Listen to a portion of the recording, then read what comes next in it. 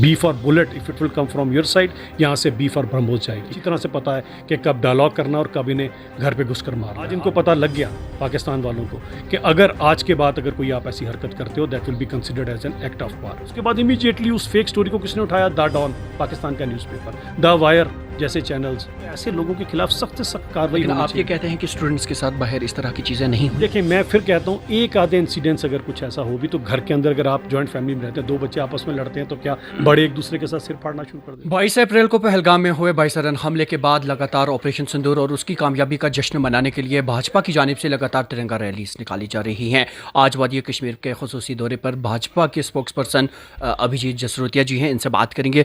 अभिजीत जी, लगातार तिरंगा यात्राएं निकाली जा रही हैं, किस तरह का उत्साह मिल रहा है? देखें, ये ऑपरेशन सिंदूर की कामयाबी है, उसके ऊपर ये तिरंगा रैली निकल रही है। और बड़ी बात यह कि इस तिरंगा रैली में आम जनमानुस जितने हैं वो सब के सब घरों से बाहर निकले हैं और अपनी उन सिक्योरिटी फोर्सेस का, अपनी उस एयरफोर्स का धन्यवाद कर रहे हैं जिसने हमारे को 99.9% पाकिस्तान के इस मंसूबों से बचा लिया और हमारे यहाँ पर कोई लहू नहीं बहा।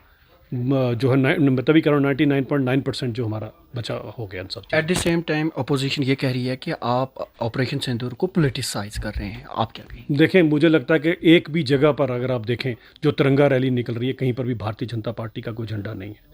लेकिन खैर, इनको लगता है कि भारतीय जनता पार्टी अगर कुछ कर रही है तो वो पोलिटिसाइज होता है, तो ऐसा नहीं होता। हम तो हमेशा देश के लिए, तिरंगे के लिए काम करता है। हमें तो बड़ी तवक्को थी कि शायद कांग्रेस वाले भी कोई ऐसी तिरंगा रैली निकालेंगे, लेकिन करें कि आप कांग्रेस वालों को, तो ये कांग्रेस वालों से पूछना पड़ेगा। और अगर आपको लगता है ये पॉलिटिक्स, तो आप भी कर लीजिए ऐसी पॉलिटिक्स। आप भी तिरंगा लेकर निकलिए, घर घर से निकलिए और अपनी सिक्योरिटी फोर्सेस का, अपनी एयरफोर्स का, अपनी नेवी का धन्यवाद कीजिए। महबूबा मुफ्ती ने रिसेंटली ये कहा कि जंगबंदी जिस तरह हुई तो वो डायलॉग के ज़रिए होगी, और मैं पहले से ही डायलॉग की ही वकालत करती आ रही हूँ। तो ये ऑपरेशन सिंदूर किया, जाने गई, यहाँ पे भी जाने गई, वहाँ पे भी जाने गई, हासिल क्या हुआ? देखें, बड़ी दुख की बात होती है जब यहाँ पर भी जो लोगों की, हमारे सिविलियंस की, हमारे निर्दोष लोगों की हत्या की गई और वहाँ पर जो पागल कुत्तों को मारा गया, अगर उन दोनों का आप कंपैरिजन करें तो मुझे बड़ा दुख होता है कि ऐसी जो लेडी हैं वो हमारी मुख्यमंत्री रही हैं। क्या इनको नहीं पता इस नापाक मुल्क के क्या षड्यंत्र है? और जहाँ तक रही बात डायलॉग की करती हैं, तो डायलॉग पाकिस्तान से कब नहीं किए गए? क्या हमारे स्वर्गीय अटल बिहारी वाजपेयी जी यहाँ से बस लेकर लाहौर नहीं पहुँचे थे? बदले में हमें क्या मिला था? और उसके बाद मोदी जी भी गए थे, तो बदले में हमें इनसे क्या मिला? हमें अच्छी तरह से पता है कि कब डायलॉग करना और कब इन्हें घर पे घुसकर मारना है। आज इनको पता लग गया पाकिस्तान वालों को कि अगर आज के बाद अगर कोई आप ऐसी हरकत करते हो that will be considered as an act of war. बी for bullet if it will come from your side, यहाँ से बी फॉर ब्रह्मोस जाएगी। और मैंने सचेत किया आज उन टेररिस्टों को भी जो आसिफ मुनीर के पीछे छुपे हुए हैं। बताना चाहता हूँ कि पाकिस्तान की ऐसी कोई गली, ऐसा कोई कूचा, ऐसी कोई बिल नहीं है जहाँ पर तुम भारतीय सेना, भारतीय एयरफोर्स की नज़रों से बची। जब चाहेंगे वहीं पर तुम्हें ठोकेंगे, वहीं पर तुम्हें मारेंगे। यूट्यूबर्स को लेकर आप बड़ा कंसर्न जाहिर कर रहे हैं। कल आपने अपनी प्रेस कॉन्फ्रेंस में भी कहा कि नेशन कम्स फर्स्ट। तो at the same time opposition ये कह रही है कि यहाँ तो बोलने की भी आज़ादी नहीं रही। जो भाजपा के पक्ष में बोल रहा है वो ठीक है, जो अगेंस्ट बोल रहा है उसके। देखें, आज़ादी की बात, या फिर अगर बोलते हैं कि राइट टू स्पीच, अगर राइट टू स्पीच की बात करते हैं तो उसके साथ ड्यूटी भी बनी होती है। Every right has got a duty also. अगर आप अपने ही देश के खिलाफ बात कर रहे हैं, आप ISI वालों के साथ मिलकर षड्यंत्र कर रहे हैं, तो क्या ऐसी आवाज़ को आगे आने देना चाहिए?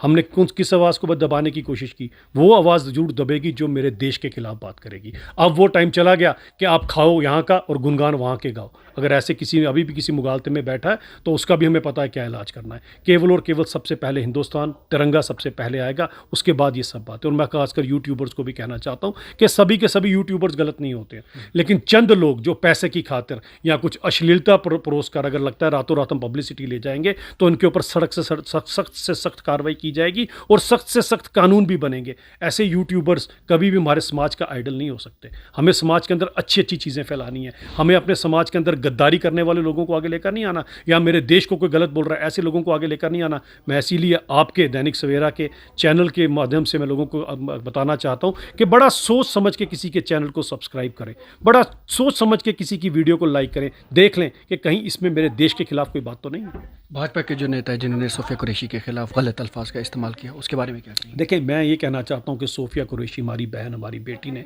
इतना बड़ा काम कर कर दिखाया है और ख़ासकर एक इंस्पिरेशन, सोर्स ऑफ इंस्पिरेशन बनी है हमारी मुस्लिम बच्चियों के लिए कि आने वाले समय पर कई सोफ़िया कुरैशी होंगी जो इस नापाक मुल्क के दांत खट्टे करेंगी। अगर किसी ने कोई अच्छी बात की है तो मुझे लगता है इतनी बड़ी शख्सियत जो हमारी और इतना बड़ा कार्य जो हमारी बेटी ने कर दी, ऐसी बातों को नज़रअंदाज करना चाहिए। अब डेलीगेट्स बाहर मुख्तलिफ ममालिक का भी दौरा कर रहे हैं और at the same time Kashmir में तिरंगा यात्रा चल रही है। क्या आप समझते हैं उन डेलीगेट्स के बाहर जाने से, यहाँ पर ये तिरंगा यात्राएं हो जाने से जम्मू कश्मीर पर जो दाग लगा इस पहलगाम के हमले में वो धुलेगा? देखें, उस जिस दिन ये दाग लगा था उसी दिन कश्मीर के सभी लोगों ने घर से बाहर निकल कर बता दिया कि अगर हमारे मेहमानों के ऊपर कोई ऐसी बात आएगी तो कश्मीर का एक एक इंसान जो उनके साथ खड़ा है, क्योंकि हम लोग तो अपनी मेहमान नवाजी के लिए जाने जाते हैं। हमारी बैकबोन टूरिज़्म है। टूरिज़्म की बैकबोन का मतलब हमारी रोज़ी रोटी टूरिज़्म से चलती है। हमारे पेट पे जो लात मारकर इस नापाक मुल्क ने बता दिया कि उसके लिए सबसे ज़्यादा कुछ ज़रूरी है तो हमारे कश्मीरियों का लहू है, जो 47 से ये फ़िराक में था हमारा लहू बहाने की, और 87 के बाद ये कामयाब भी हुआ। तभी 1.5 लाख कब्रें यहाँ पर बनी।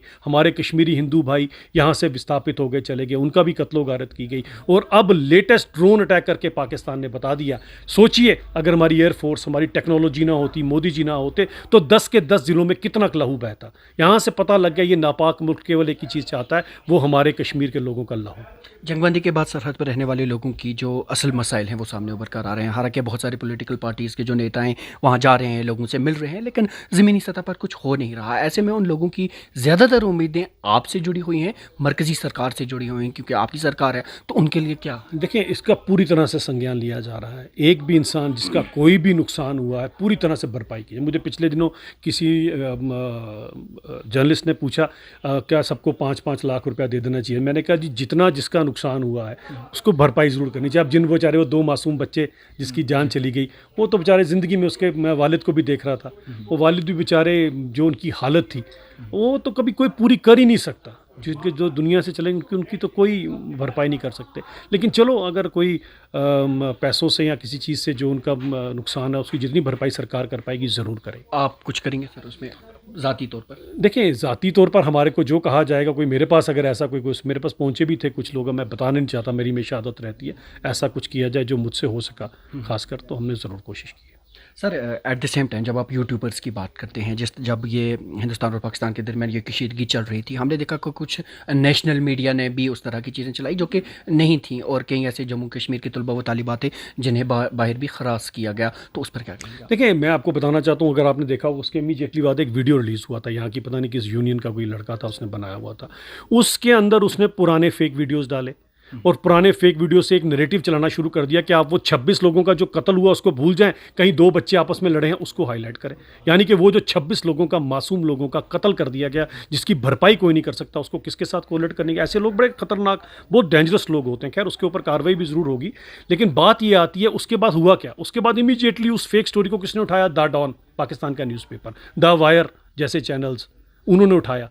मुझे लगता है कि ऐसे लोगों के खिलाफ सख्त से सख्त कार्रवाई होनी चाहिए। आप ये कहते हैं कि स्टूडेंट्स के साथ बाहर इस तरह की चीज़ें नहीं हुई? देखिए, मैं फिर कहता हूँ, एक आधे इंसिडेंट्स अगर कुछ ऐसा हो भी तो घर के अंदर, अगर आप जॉइंट फैमिली में रहते हैं, 2 बच्चे आपस में लड़ते हैं तो क्या बड़े एक दूसरे के साथ सिर फाड़ना शुरू कर देते हैं? होती कहीं हुई भी होगी एक आधी, मैं नहीं कहता, लेकिन ज़्यादातर ऐसा कुछ भी नहीं हुआ पूरे हिंदुस्तान के अंदर। लेकिन एक नैरेटिव सेट किया गया, वहाँ ऐसा हो गया, यहाँ वहाँ ऐसा। मेरे पास तो पूरे वीडियोज़ हैं उसने, जिसने ये चलाया था पूरे का पूरा। और इमीडिएटली द डॉन क्यों उठाता है, इमीडिएटली वायर क्यों उठाता है? क्योंकि ऑब्वियसली इनको तो चाहिए किसी तरह से हम लोगों को आपस में लड़ाएं।